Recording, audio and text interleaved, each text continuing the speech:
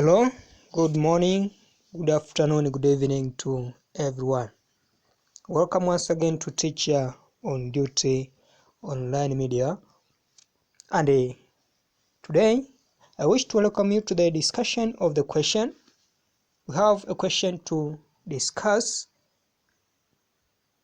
And before we explore enough on this question, I wish to remind you to subscribe to this YouTube channel in case you haven't done so. Well, today the question that we're going to have a discussion on it reads: State leaders in African societies are notably shadows of colonial masters. Let me read the question. State leaders in African societies are notably shadows of colonial masters. The question demands you to verify this statement by citing two readings you have done under this section. Remember, this question is tested under advanced level English language 2 to those who are teaching or studying in A-level classes in Tanzania. English language takers. Well, directly to the question. The first procedure as far as attempting this question is to identify some key terms that must be briefly explained or briefly defined. Well, the most important key term to define here is the term state leaders. Who are the state leaders? Well, talking of state leaders, it means heads of states or heads of government, including presidents, prime ministers, or monarchs. It depends on the nature of the government. Officials who are in power, and their responsibility is actually to lead the state, to lead the government. So this question centers on top government officials, specifically heads of government, can be presidents, prime ministers, or monarchs. Then how African state leaders are notably shadows or representatives or reflections of colonial masters. Well, as far as the introduction, continuation is concerned, let us go back to arguing for to the statement given.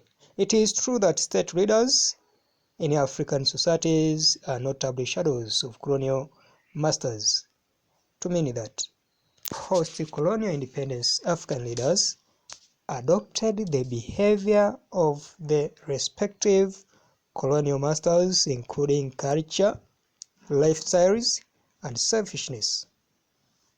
That is to say, African leaders behave like their former colonial masters.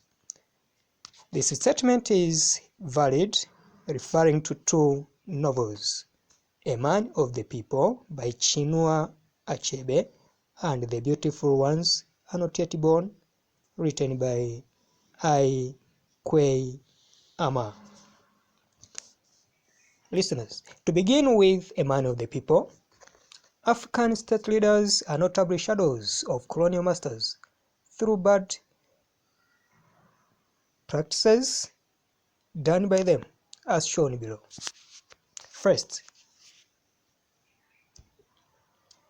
engaging in bribery by state leaders.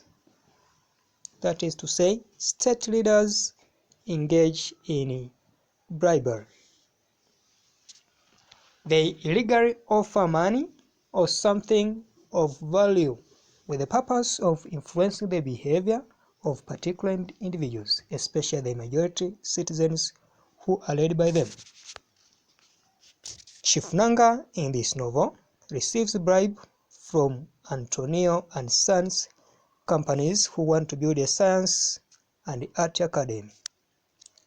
Nanga is promised to be rewarded a certificate in laws and taking his children abroad for education. Significantly, Chief Nanga bribes the journalist so that he could hide his evils before the mass media. Chief Nanga also tries to bribe Odili for Odili to step down from contesting. This clearly shows how African leaders are notably shadows of their colonial masters, because the colonialists had the same traits, had the same behavior. The second point, state leaders are extravagant. That is to say, state leaders spend much more than is necessary or wise. Disappointing enough, what they misuse in the government could actually be beneficial. They find themselves misusing the government or public fund that might result from exploitation of manpower and resources. Chief Nanga, Chief Koko, TC Kobino, and Chief Wagada, just mention the few. They extravagantly use the public funds for their personal gains. For instance, Chief Nanga is expecting to receive 10 buses that could be used for transport route from Girigiri to Bori. Nanga owns a mansion which is self-contained. Chief Koko owns a big house as well, in which he has kept people to live there who are paying a rent of about £30,000. This is extravagance. Here we come to realize that instead of dealing with the developmental projects of the government, leaders are busy with the personal matters.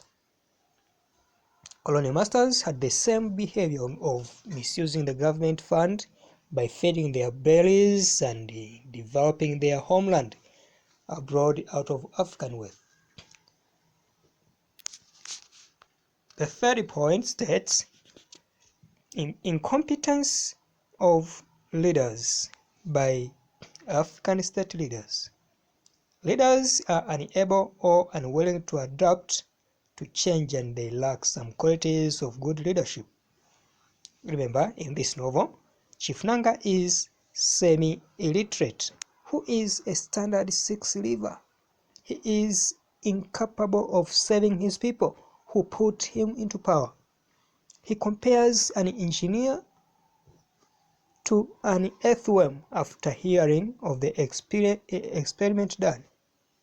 This is incompetence to its excellence, contrary to our expectations that we have to Chief Nanga as the minister. He waits for election season to fulfill his promises, like providing water, electricity, and road construction. The colonial masters aimed at impoverishing Africa while benefiting themselves. The last point from the first book, African state leaders are negatively affected by cultural alienation. State leaders devalue and abandon their culture by placing little value on their own culture, and instead hungers for that or imposed foreign culture. That is to say, African leaders adopt some foreign cultures and try to leave behind some African native culture. In this novel, Chief Nanga and his family detach themselves from African culture and behave like white people. Remember, during book exhibition in this novel, Chief Nanga dresses in suit, while criticizing the traditional African dressing of Mr. Jalio. Chief Koko is not experienced with the state. Actually, Chief Koko is not experienced with the taste of coffee. Not that coffee. Remember, it is coffee produced in Nigeria. But he prefers Brazilian coffee. Remember, the colonialists aimed at distracting African culture by imposing new cultural elements to Africa. On the other side, the novel The Beautiful Ones Are Not Yet Born reflects how African state leaders are notable shadows of their colonial masters by exposing behaviors of African state leaders after independence as follows. Bribery by African state leaders. In this novel, Amankwa the timber contractor presses to bribe the man so that Amankwa could transport the wagon. The man refuses, and this is later seen in the novel when the clerk responsible for wagon special occasion receives a bribe from Amankwa. Komson bribes the night watchman so that he could let them pass when Komson escapes from Ghana. The winner of the lottery is not due to claim his man until he bribes the lottery officers and the police. This shows how the leaders and government officials are corrupt and notably shadows of the former colonial masters. Next, irresponsibility of government leaders. In this novel, the municipal leaders are very irresponsible since the city looks very dirty and filthy. Garbage piles up and there is poor waste disposal all over the place in the municipal council. The night clerk is asleep during working hours. There is poor network system, hence communication is not reliable to the railway clerks, and the railway officers pretend not to know it. This is the replica of colonial masters because the colonialist was not highly concerned of the African welfare but his own interests. Next, misuse of government fund by state leaders. In this novel, Joseph Komson misuses the government fund by building an expensive house, owning a Germanic set of music, expensive furniture, and dressing his wife Estella Komson expensively. He owns a limousine car, which is very expensive. All of these are obtained from his corrupt activities like the boat deal. This nature of life was led by the whites, and they considered themselves more superior than the majority of Africa. The last point, African state leaders are exploitative. The African state leaders selfishly take unfair advantage of the common people to benefit themselves. Komson initiates the boat deal and does not use his name when launching the deal. Rather, he decides to use the man's family's name and the man's mother-in-law, and this could be for them to be involved and sign some papers for the deal. Komson could benefit much from the deal, while the man's family and his mother-in-law could benefit by just getting fish for food.